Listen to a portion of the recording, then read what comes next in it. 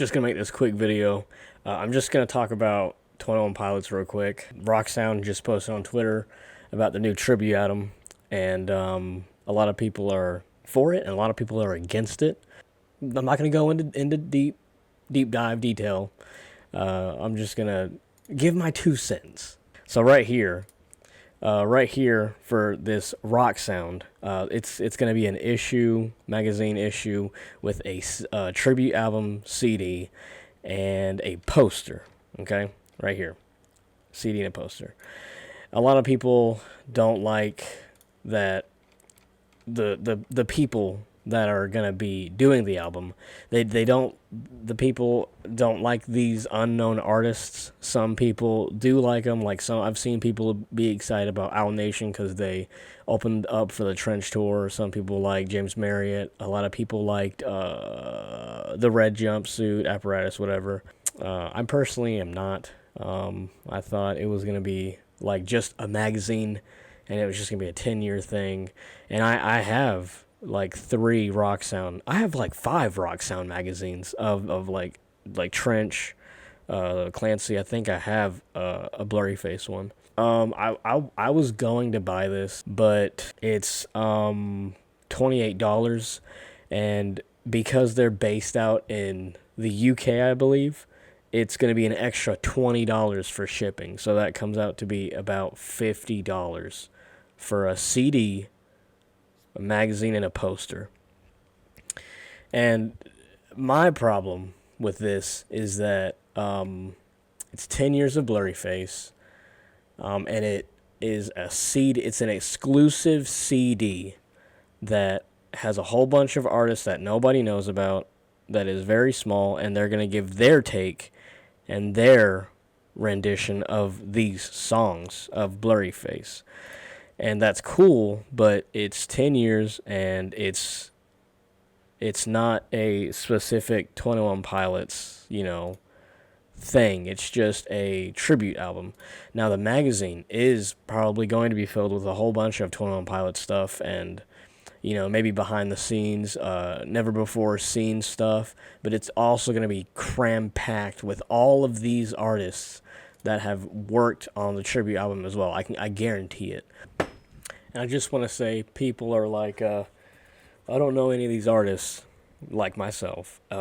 And then they're also saying, well, nobody knew who 21 Pilots was, so that's why they opened up for some bands, and that's how they got their jump start. And that's cool. Power to the local dreamer. They want to let these artists, give them a platform, whatever, see where it goes, whatever. That's cool. But, personally, I wanted, a live stream. They did the 10th anniversary of Vessel live stream. They did a Clancy live stream. I would have loved a blurryface live stream. They still could do that. I don't know. As far as we know, they're not going to, because the anniversary was 3 days ago, and they didn't. Seeing 21 Pilots become a sellout and letting things like this happen is so sad. Reminds me of the $300 fan experience, allowing us to believe we were getting a tribute album today just for it to be behind a $50 paywall for a CD coming out in late June is actually crazy. The fan experience, I believe, for me was $150. It was so cool. But when they first did that, I think it was in Ohio, it was free for those people. For the $150, you got to go look at the experience, and you could actually film it. If I'm correct, when they actually first did it, you weren't allowed to take any pictures or videos. And I don't think you even got any merch from it either. So I think that the fan experience was well worth it. I think it was well worth it. I think it was awesome. With them being a sellout, I don't think 21 Pilots is in charge. I don't think Fueled by Ramen or Tyler and Josh are in charge of this. I think this is just a Rock Sound thing. There's no logo, there's no Tyler and Josh, there's no Fueled by Ramen, there's nothing. No logos, no trademarks slapped on any of this stuff besides the magazine, which I'm pretty sure they already legally went over because they have in the past. But there's no, this might just be promo art for right now, but there's nothing on here that ties back to them besides just blurryface. and you're just supposed to know that. So I don't think Fueled by Ramen or Warner Media, made a deal for this. I think they were just okay with them doing it from what I can tell, because there's no trademarks or anything legal about this. So I don't think Tyler and Josh, were like, hey, let's do this. I think Rock Sound was like, let's do it, and Tyler and Josh was like, okay, cool, So I don't think that I don't think they're sellouts. Side tangent, the merch. Not a fan of the merch either. This is really cool, but you can get mad at me. You can tell me like, hey, there are much more things that are more expensive for $80 that other artists are doing. But I'm just saying.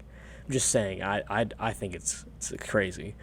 This demo limited edition, $15. The only reason why people are gonna buy it is because it's limited edition and it's physical media. It's just the one single, and it's not. It's not good. Okay, I'm sorry. It's a poorly produced song it was a demo. It was a demo song, and it was trending on TikTok, and then they jumped at the opportunity to profit off of it. I think that is more of a kind of a sellout thing. They hopped on a trend. It jumped off again, and they were like, hey, we want to see the whole demo, but you don't want to see the other demos. I wanted to see the other demos, but you specifically wanted doubt. They're not going to release a whole demo track of unreleased music. That would be cool, but they're not going to. I'm not a huge fan of that, but it's cool. It's whatever. It's only $15 after shipping and tax. It's probably gonna be like 25, 30. But I'm not a hater. I'm just saying. No hate. I'm just saying. The blurryface anniversary T-shirt, $45. This other one, also $45, and it's got a back print on it. This one doesn't have a back print on it, and it's the same price as this one with two prints. $75 hoodie. That's cool. It's all right. It's cool. $50 long sleeve. That's all right. That's all right. I think those are very normal. I think $75 for a hoodie is insane, but I have like 4 $70 hoodies from them. This right here, the $25 keychain. There are cheaper keychains on Etsy with the same amount of quality, I bet, for way less than $25. After shipping and tax, $30, $35 probably. I think it's expensive. In my personal opinion, I think it's way too expensive. But it's whatever. It's whatever. If I'm not gonna buy it, I don't feel like I'm missing out on anything right now. So there's a lot more hate than I thought. You guys suck, to be honest. All that hype for it to be expected to release today, but it turns out to be a CD-only album. Why and how would we buy a CD without having access to listen to the album digitally first? No one knows who these artists are. It doesn't make sense why you can't listen to the album first. WTF. That's another issue with this, is that if this is true and it's a CD exclusive only, you're going to have to pay $50 for the CD, magazine, and poster, and then with that, you're going to get a CD of unknown artists that you don't know that recreated the album that we all like, and if you like it, you like it. If you don't, you don't. You just got the CD. And they're not going to release it on streaming. They're not going to put it on Spotify. They're not going to put it on YouTube.